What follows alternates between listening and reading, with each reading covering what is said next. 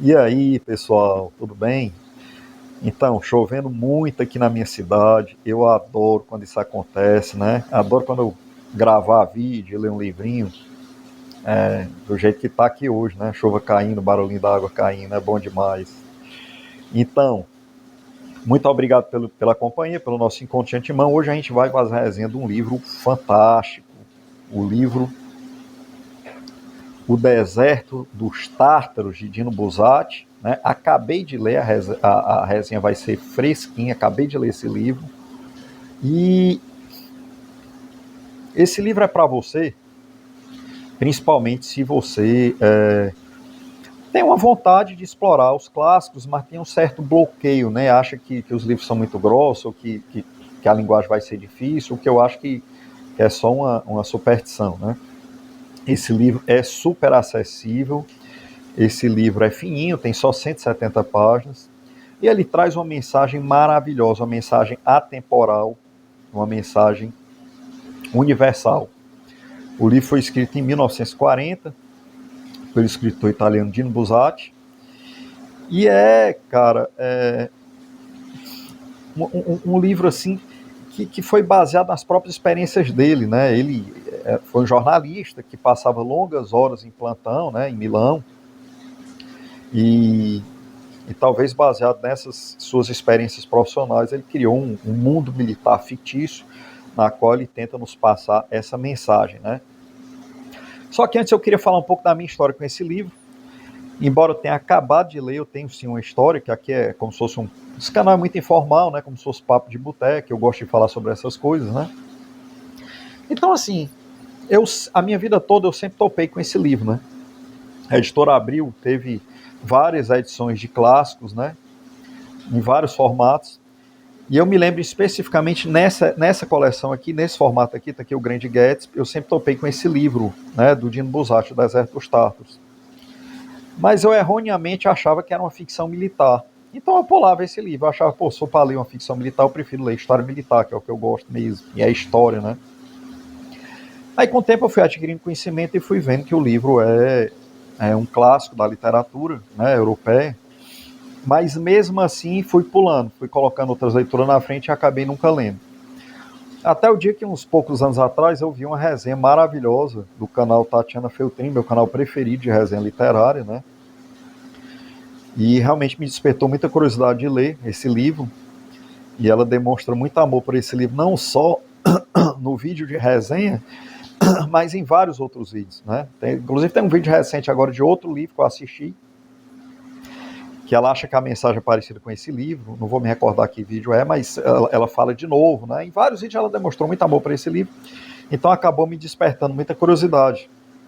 Que eu gosto muito desse canal, né?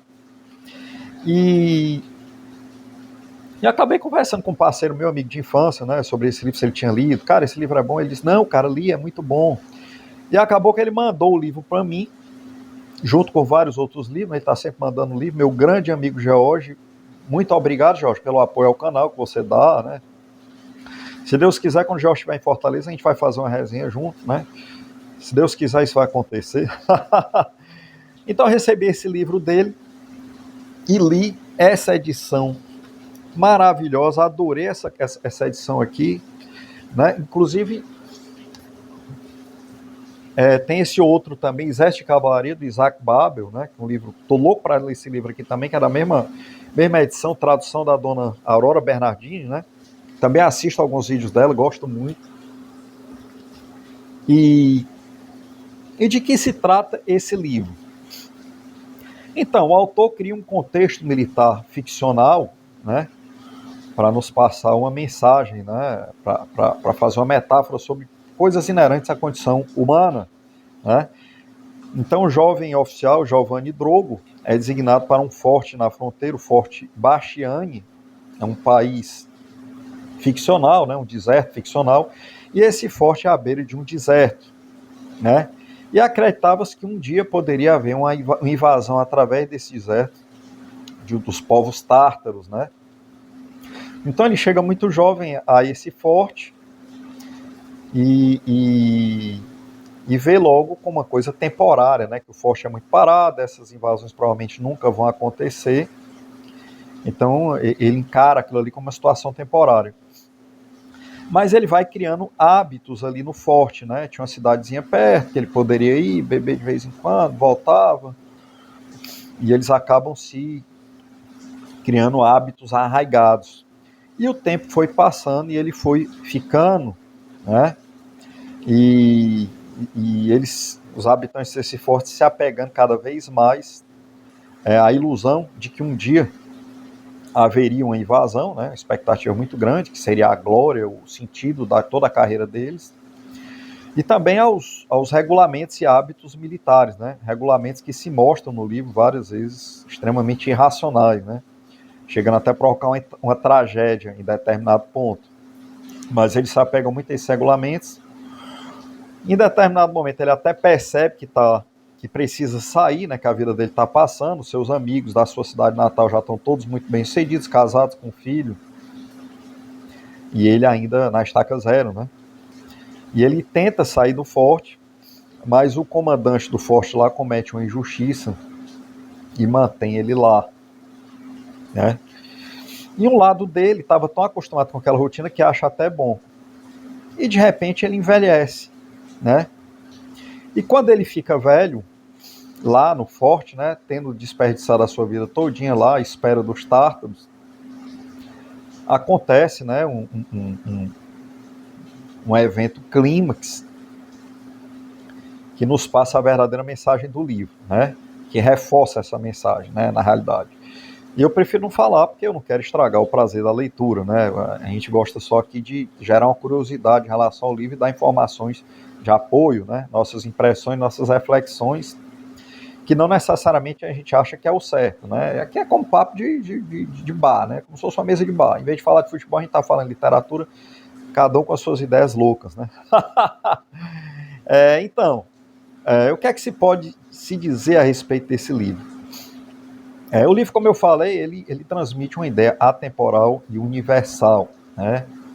Uma ideia de que uma vida passa muito rápido e qualquer decisão errada, equivocada, e o apego a essa decisão pode fazer com que a gente desperdice a nossa vida, né? Então, a lei física da inércia, ela se aplica à condição humana, né? O que é que se diz nessa lei? Que um corpo tende a permanecer no movimento em que ele está. Então, a mudança para a gente, a ruptura, é muito difícil para nós humanos, né? Em determinadas condições. Então, o forte bastiani ele pode ser traduzido como um trabalho em que você não está feliz. Em qualquer situação que você não está feliz, que você não está sendo valorizado, né?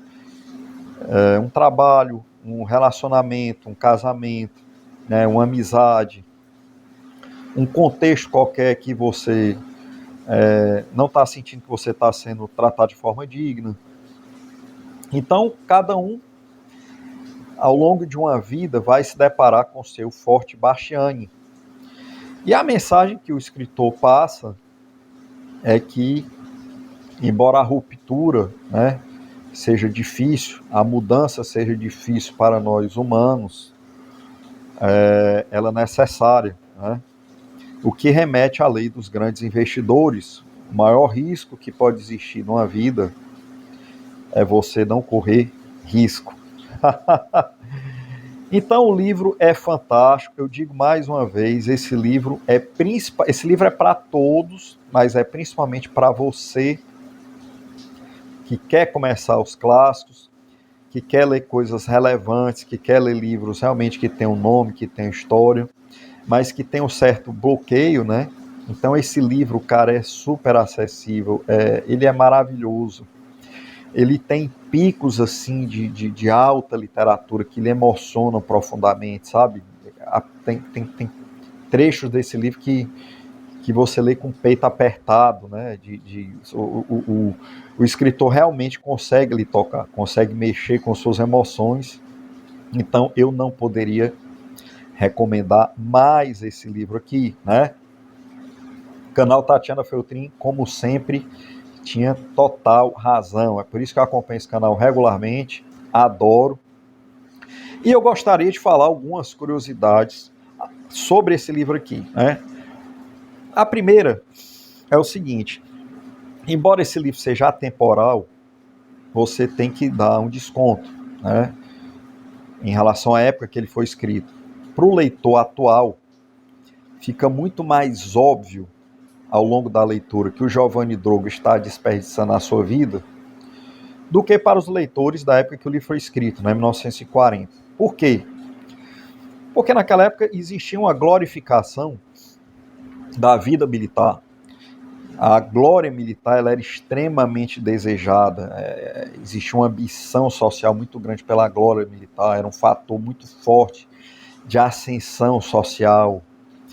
Então, assim, naquela época era muito mais fácil você ser iludido como Giovanni Drogo foi do que hoje, né? Acho que uma pessoa moderna, para o leitor moderno, você começa a achar muito óbvio que ele está desperdiçando a vida dele, mais do que na época em que o livro foi escrito. Então, essa relativização ela tem que ser feita ao ler o livro. Apesar dele ser atemporal, essa pequena relativização ela precisa ser feita.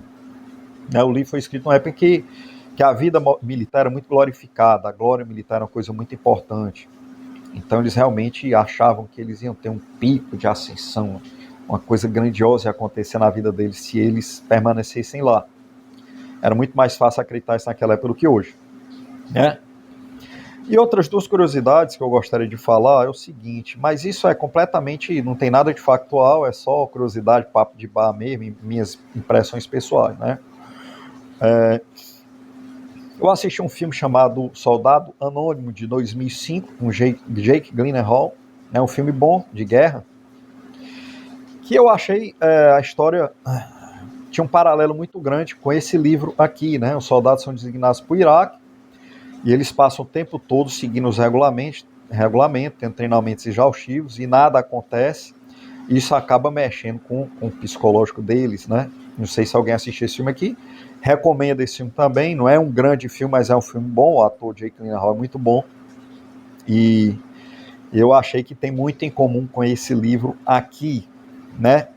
Outra curiosidade, eu não sei se é porque eu recebi esses dois livros juntos. O Jorge mandou de presente esse e esse junto. Esse aqui é Os Cossacos, do Lev Tolstói. Tem resenha no canal, né? Um vídeo recente, acho que faz uns 2 meses eu fiz uma resenha desse livro aqui. Um livro fantástico do Lev Tolstói, meu escritor preferido. Eu senti alguma... Talvez seja só coincidência, talvez seja só pelo fato de eu ter lido os dois, assim, muito próximos um do outro. Mas eu também vi um paralelo sutil entre esses dois livros aqui, né? Aqui o Tolstói está em busca de um sentido, naquela fase, dos primeiros livros do Tolstói, ele está indo em busca de um sentido para a vida dele, e ele busca esse sentido na carreira militar, e ele vai participar da Guerra da Crimeia, que é na Ucrânia, né? Inclusive, dos primeiros trechos desse livro narra a morte de um tártaro, né? Um dos cossacos lá identifica um tártaro, e os tártaros são uma etnia originária da Península da Crimeia, na Ucrânia, exatamente onde o Tolstói estava aqui, né, ou pelo menos próximo, ou pelo menos relacionado, né. Então aqui ele está em busca de um sentido para a vida dele, está lá, esse livro foi escrito muito antes, né, foi escrito em 1850, esse livro foi escrito quase 100 anos depois, mas assim, pelo menos a nível de cenário, eu acho que talvez o Dino Buzzati tenha bebido um pouco dessa fonte, né. O cenário, o fato do Tolstói também estar em busca de um sentido, os tártaros, o deserto, né? Então eu acho que eu vi um certo paralelo entre esses dois livros aqui. Se você lê os dois, eu adoraria saber as suas impressões, se você enxergou esse mesmo paralelo, se você acha que não tem nada a ver, pode colocar nas impressões, mas isso aqui é um comentário livre, né? Não é nada de factual. Papo de bar, né? Papo de mesa de bar. E é isso, pessoal. Vou colocando ponto final nessa resenha, agradecendo esse nosso encontro. Vou fazer meu café para terminar de curtir essa manhã chuvosa, maravilhosa, que está aqui na minha cidade hoje. E um grande abraço. Fique ligado no canal que tem muita coisa no radar. Daqui a pouco tá saindo do forno. Obrigado, pessoal.